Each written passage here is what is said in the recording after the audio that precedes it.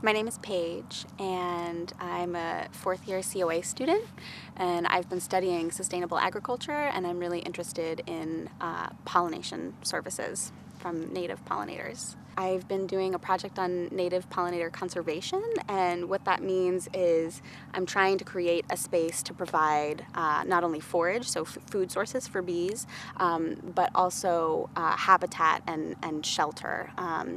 And native pollinators, as opposed to managed honeybees, as most people sort of associate pollinators with, refer to anything from butterflies to beetles to flies to bees. And so I've been specifically focusing on trying to promote the 6 native families of bees that we have here in Maine. I have about 16 different varieties of native perennial plants, so they'll come back every single year. And these plants can all be found in New England and Maine.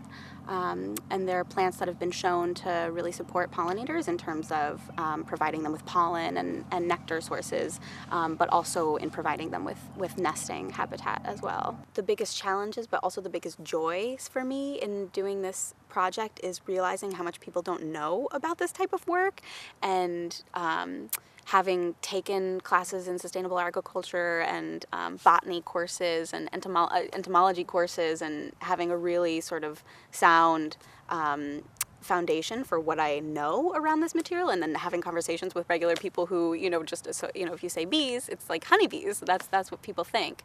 And so really trying to figure out how to communicate information, how to prioritize really important information and communicate it in a way that other people can digest and can latch onto and can relate to, I think has been the most challenging, but the most important, because that's really sort of how you spread inspiration and ideas, is trying to sort of filter down the information to a level to which people can connect to it. I think it's really important for young people not to get bogged down by maybe not having a passion, so to speak, because everybody has passions and everybody has interests, but there's so much pressure, especially in high school and middle school, to sort of find that one thing.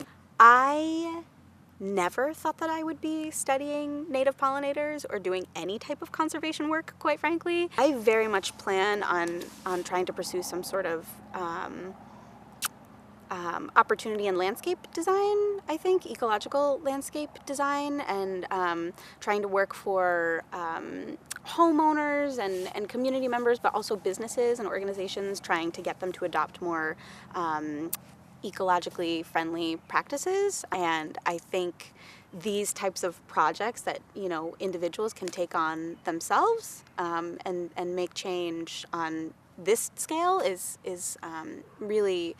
really important in tandem with the policy work that's going on. So while I think conservation work is so essential and so important, and there is really important conservation work happening in this field, in the field of sustainable agriculture and pollinators specifically, it's really exciting and we should all be paying attention to it, but I think it's also really important to recognize that we can make this change in our own backyards, and I think that's really important to remember as individuals.